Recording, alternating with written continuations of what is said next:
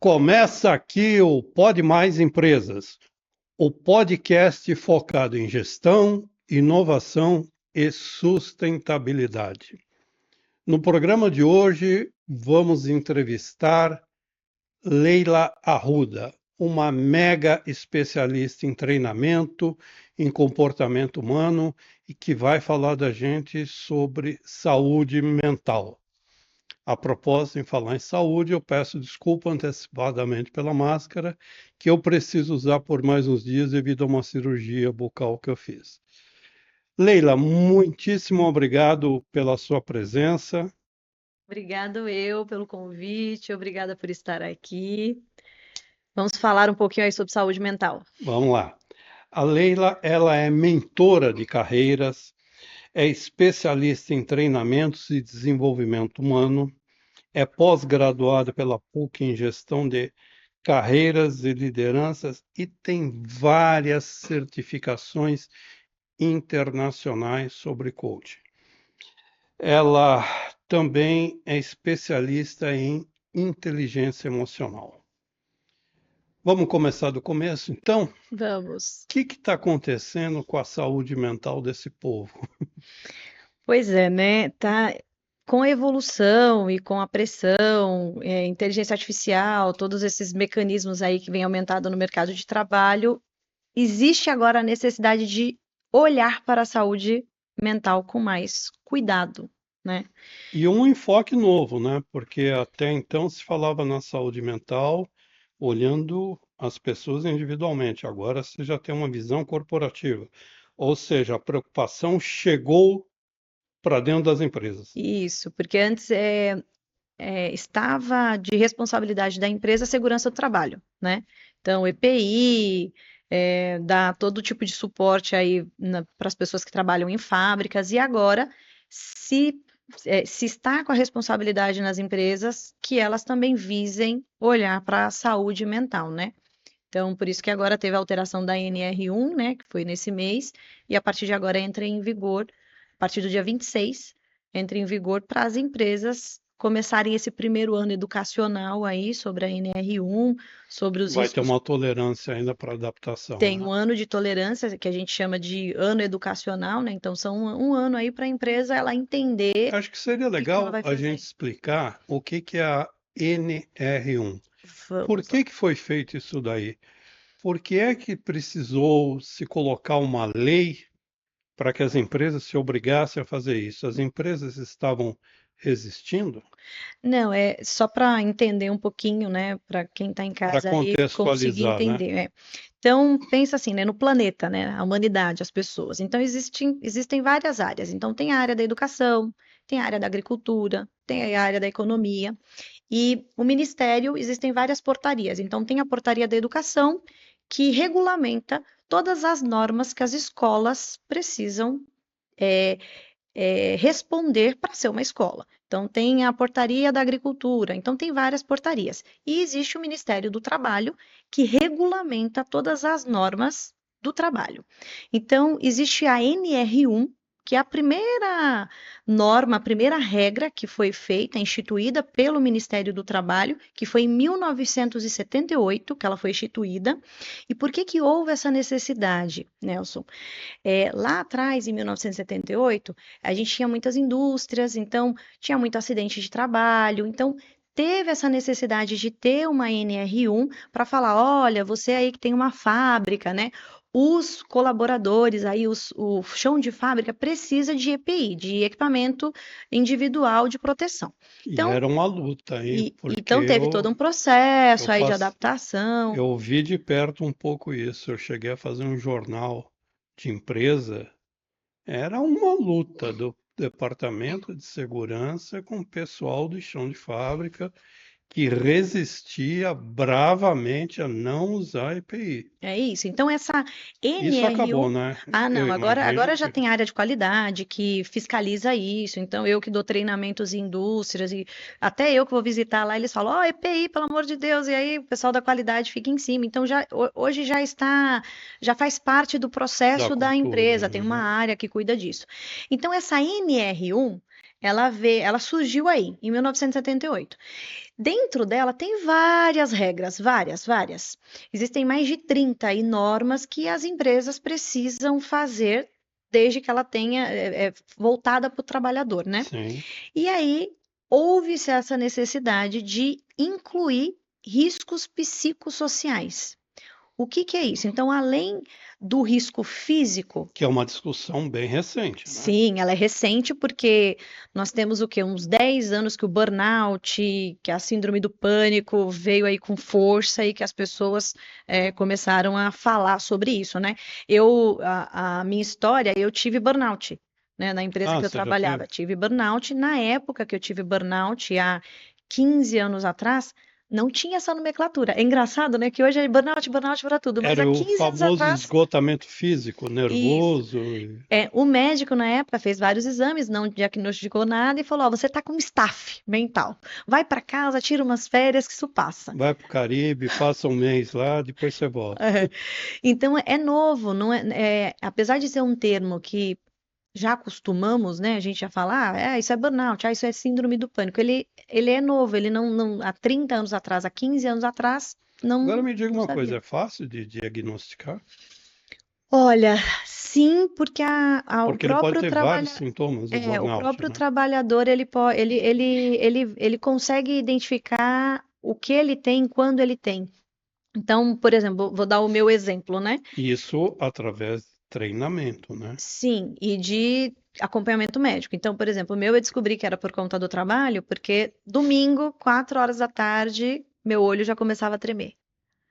Então, que era a véspera de eu ir Antes trabalhar. do Fantástico É começar. isso aí. É isso aí.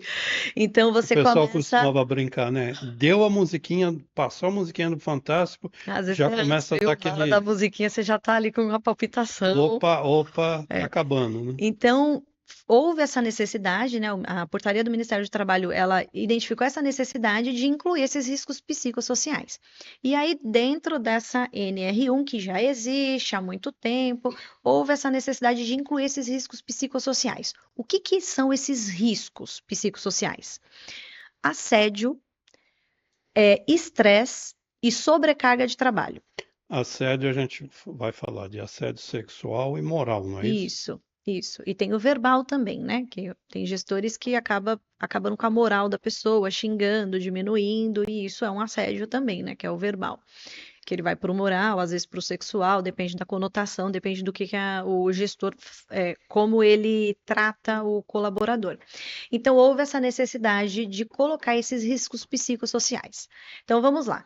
Quando foi implementada a NR1 de fábrica, né, lá atrás, pensando em EPI, teve todo um preparo, né? As empresas não sabiam como que ia fazer, então teve um tempo. Agora vai ser a mesma coisa, então tem esse 1 ano de preparo aí. Por isso que anunciaram o NR1 vigindo a partir de 26 de maio, Isso. agora, e depois passou um tempo, prorrogaram a sua efetiva adoção a partir de 1 ano, né? Ou seja, Isso, 26 de porque maio do ano que vem, né? as empresas elas vão ter 1 ano para se Para fazer essa adaptar, para adaptação. fazer esse ajuste. Você acha necessário esse período de 1 ano? Sim, porque tem muito gestor que está no cargo de gestor, mas não foi nem treinado, né? Não sabe nem como fazer uma comunicação não violenta, uma comunicação assertiva.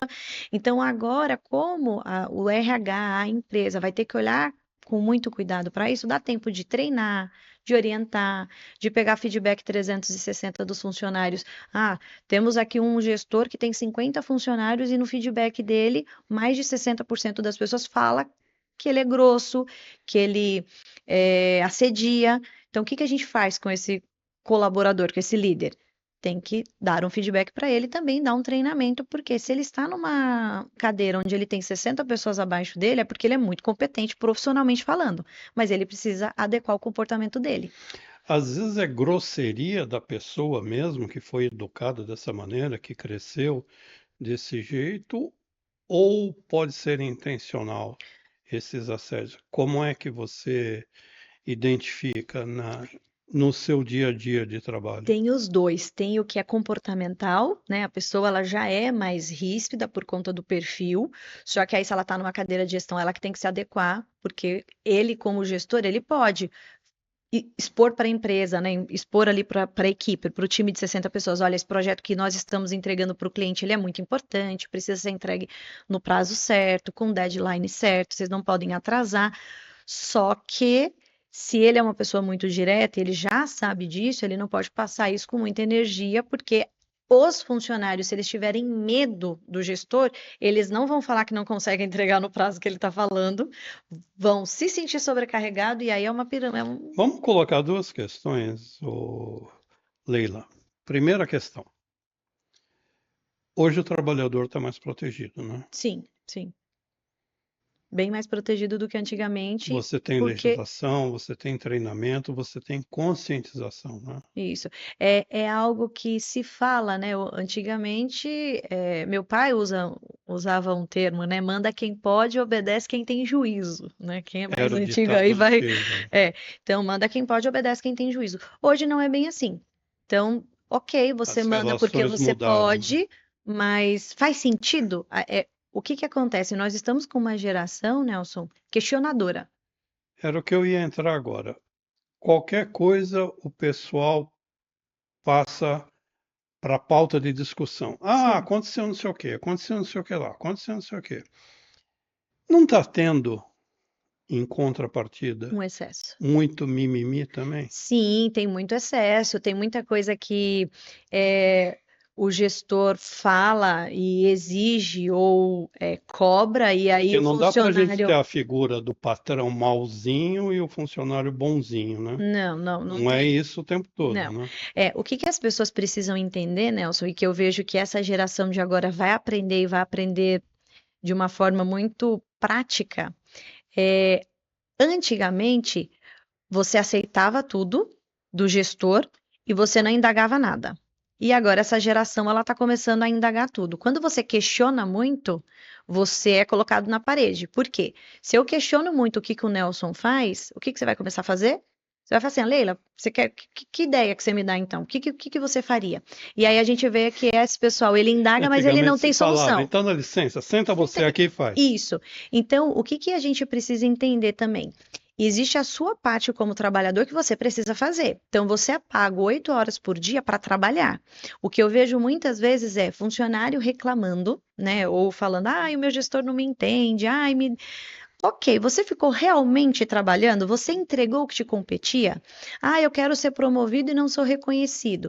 Então tem falta muito também essa autoconsciência. Você faz o mínimo que você está sendo pago para fazer isso. Você faz o mínimo e eu vejo que tem pessoas que não fazem nem o mínimo e querem ser promovidas em um curto espaço de tempo, querem apontar o dedo para a cultura da empresa, para o gestor, para os colegas de trabalho e não fazem o mínimo. Você acha Então, que a gente atingiu um ponto de desbalanceamento?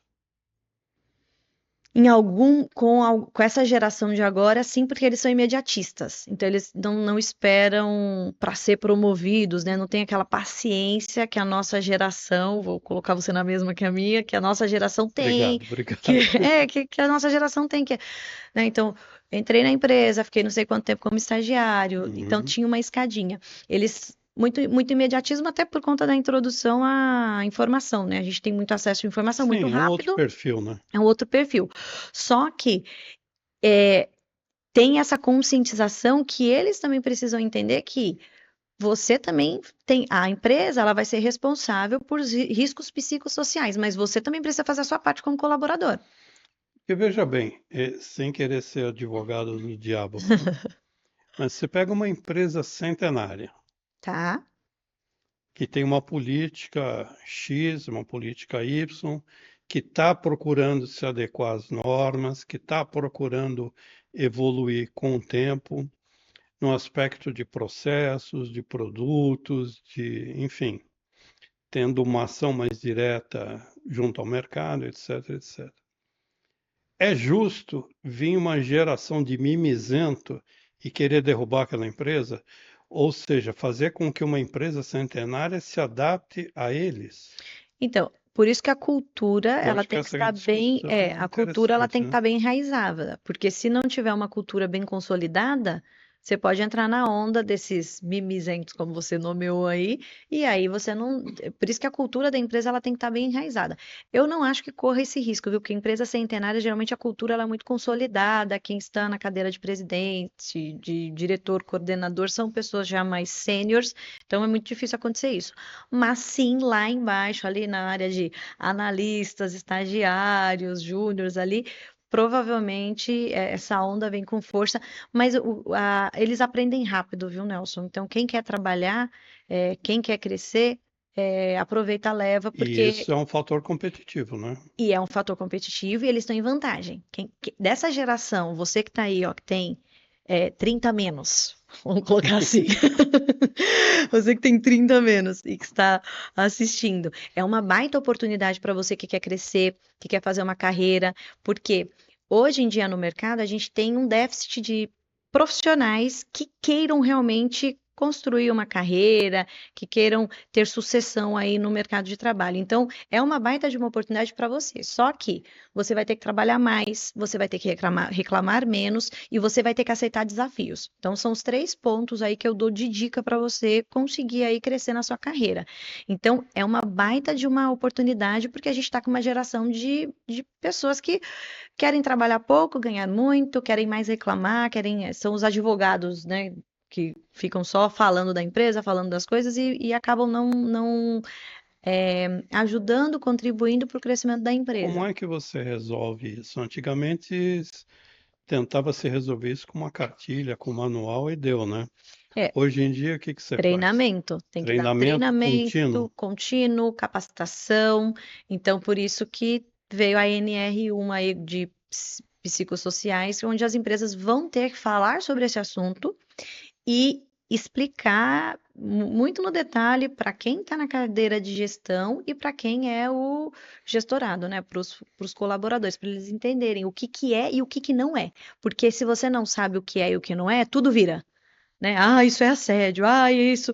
Então você precisa instruir para que o colaborador ele Para ficar consiga claro para identificar, todo mundo, né? para ficar claro para o gestor e para o colaborador. Quando uma empresa chama a Leila para fazer uma consulta, discutir um contrato de trabalho, você faz um contrato de trabalho anual, ou seja, você tem um trabalho permanente junto aos vários setores da companhia, ou você dá um mega treinamento, sai e depois espera uma próxima oportunidade. Como é que Depende tem acontecido? Depende do caso, Nelson. Então, a primeira conversa sempre é para entender e eu tenho uma ficha de anamnésia que eu chamo. Então, eu tento entender qual que é a dor da empresa, o que que ela está buscando, porque tem casos que é só uma palestra de assédio já resolve o problema, que é algo pontual lá na fábrica. Tem casos que não.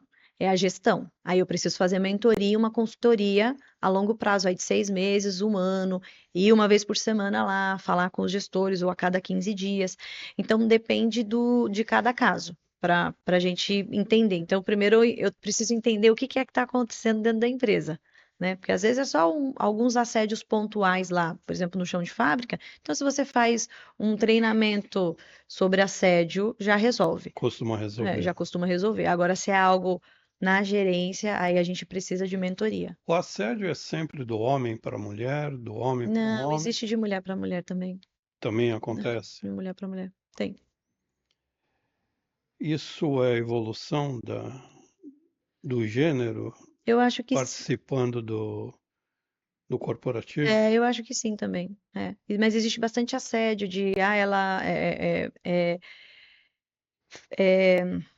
mulheres mesmo uma contra as outras, né? Então existe bastante esse de não deixar a pessoa ficar na cadeira, não deixar crescer, e aí denigrir a imagem. Os boicotes, né? Isso. Ok. Estamos falando com Leila Arruda sobre saúde mental. Nós vamos dar uma paradinha rapidinho e já já voltamos no segundo bloco. Empresário, chegou a hora de você publicar o balanço de sua empresa e manter a boa governança corporativa. Consulte a sua agência para veiculação no jornal Empresas e Negócios.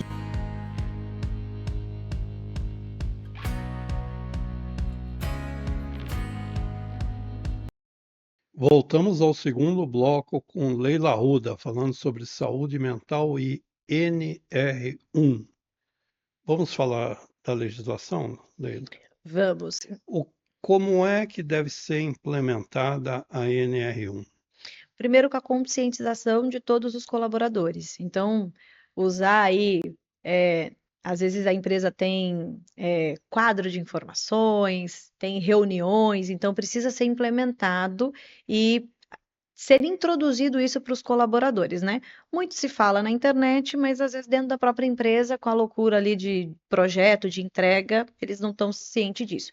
Então é importante usar os meios de comunicação da empresa para alertar os colaboradores que, olha, Ter existe isso. um RH ativo, uma comunicação interna estabelecida, Isso, fazer isso reuniões. facilita bem a vida. Isso. O RH nesse início aí, o RH vai ter que fazer o seu papel, que é comunicar internamente, olha, temos aqui uma legislação nova, é, gestores, procurem o RH, ou até fazer um programa de treinamento para quem é líder, né, para quem está nas cadeiras de liderança. Então, agora é o papel do RH fazer isso internamente dentro das empresas para capacitar os líderes.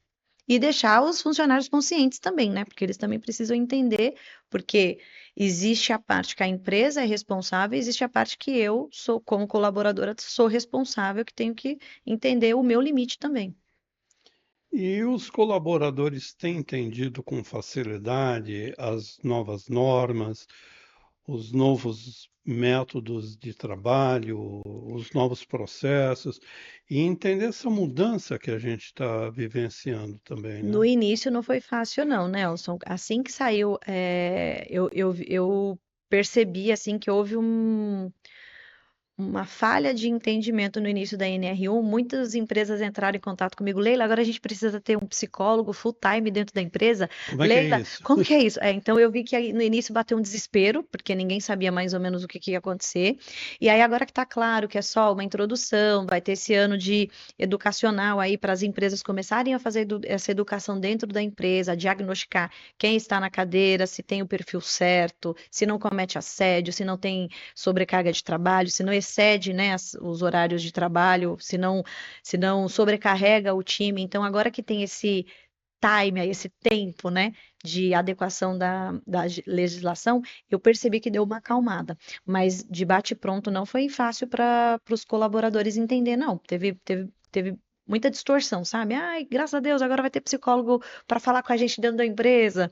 Teve essa distorção aí no início. Me diga uma coisa, quando a gente fala de empresa, dá para a gente separar indústria de comércio e serviços, por exemplo?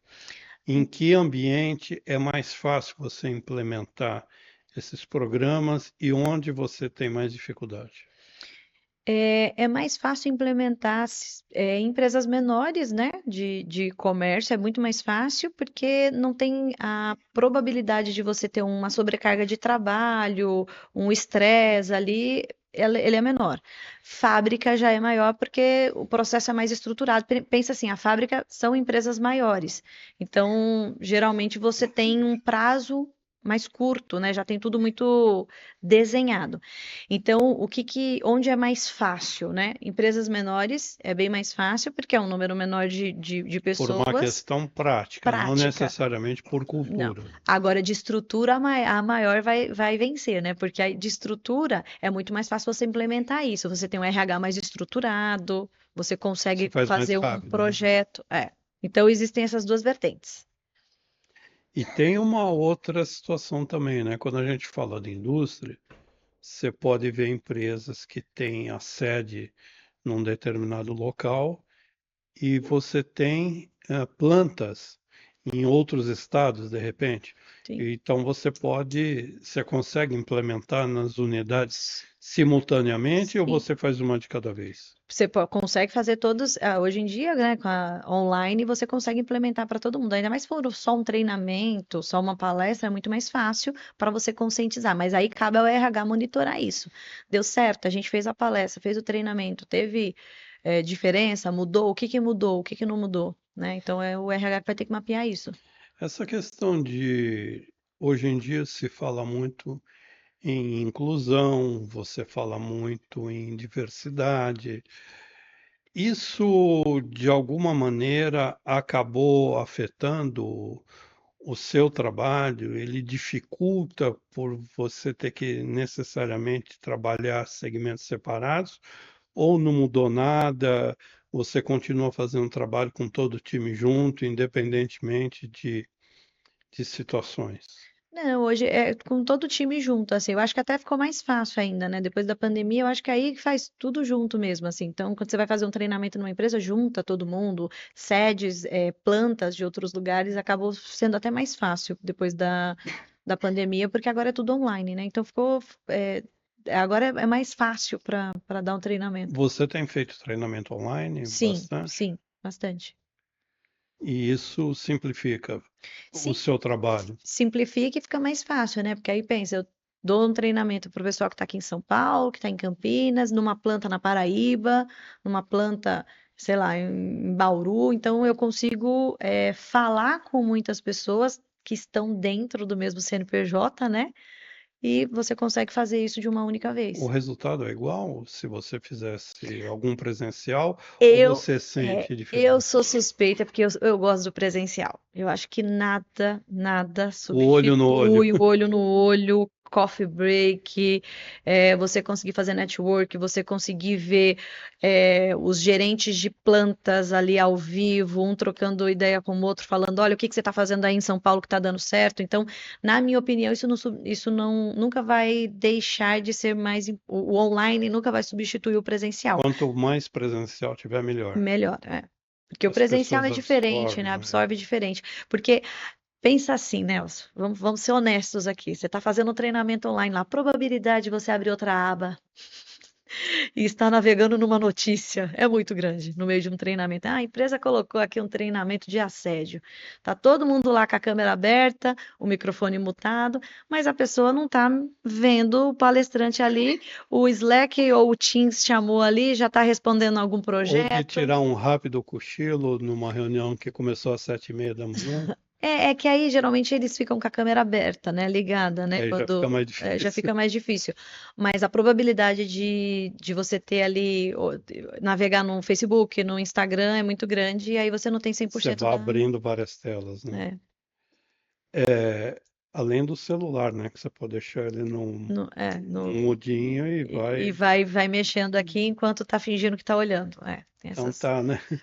Da parte das empresas, elas têm oferecido algum suporte adicional, algum suporte fora da legislação, ou elas esperam exatamente vir a legislação para fazer o seu devido cumprimento? Não, tem muitas Existe empresas. espontaneidade? Existe, tem muitas empresas, Nelson, e esse movimento eu vejo já há uns 5 anos para cá, que dão benefícios para os colaboradores terem acesso a coaching, a mentoria, a nutricionista, a psiquiatra, a psicólogo.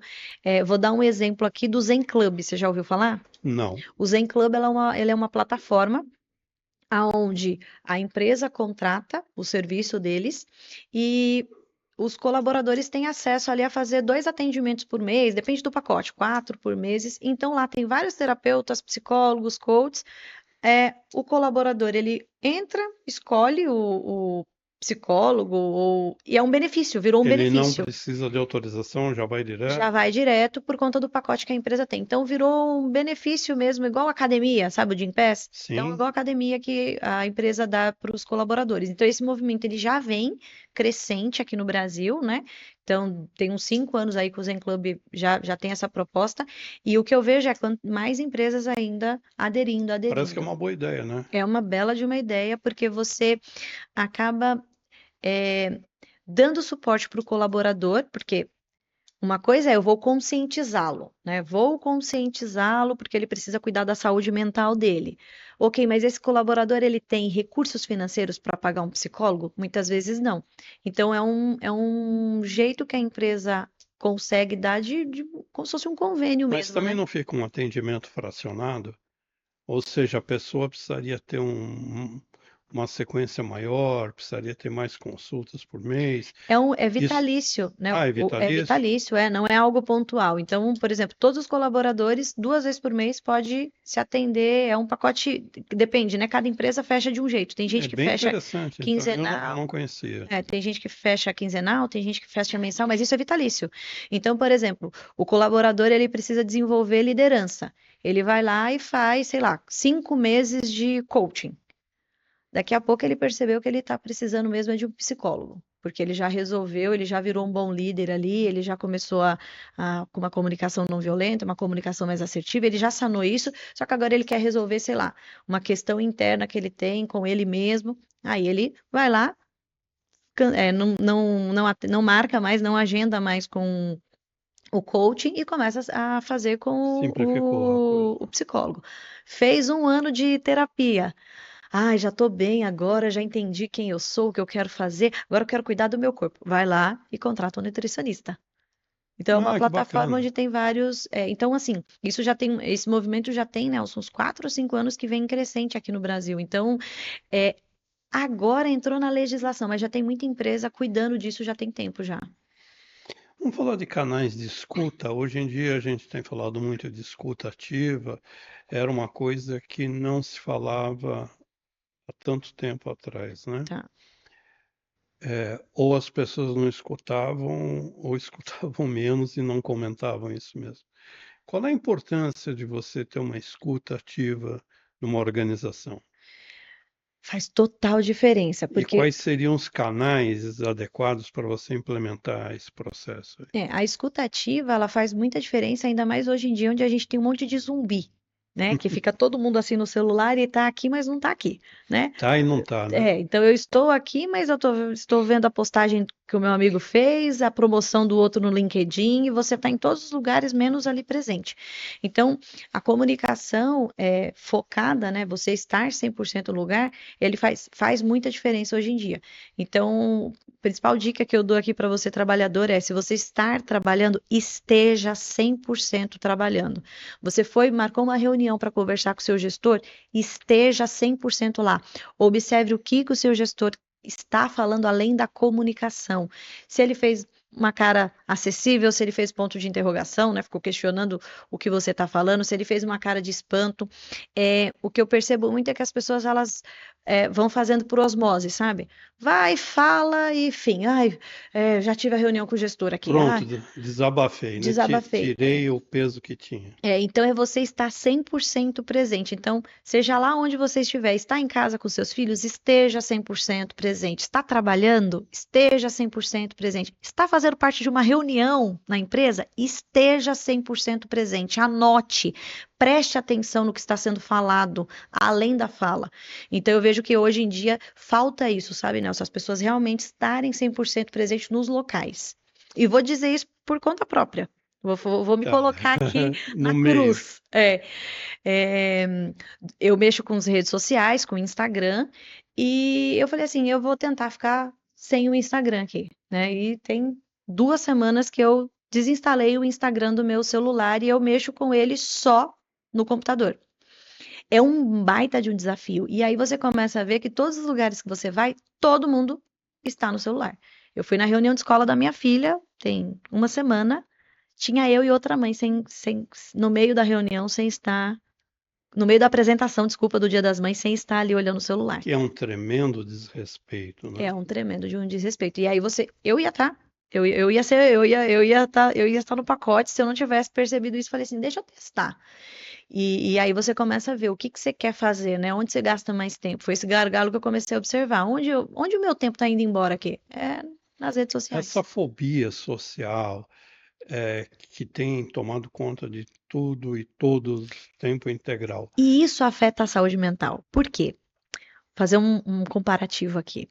vai Quando a gerar mais gente ansiedade? gera mais ansiedade, porque quando a gente era novo, Nelson, a gente só via a roupa nova do priminho, o carro novo do tio no Natal. Hoje em dia você vê em full time, na hora que acontece. É Então você vê o verdade. seu primo viajando, seu amigo de escola casando, o amigo do seu filho noivando, viajando para fora, falando 3 línguas, num cargo alto.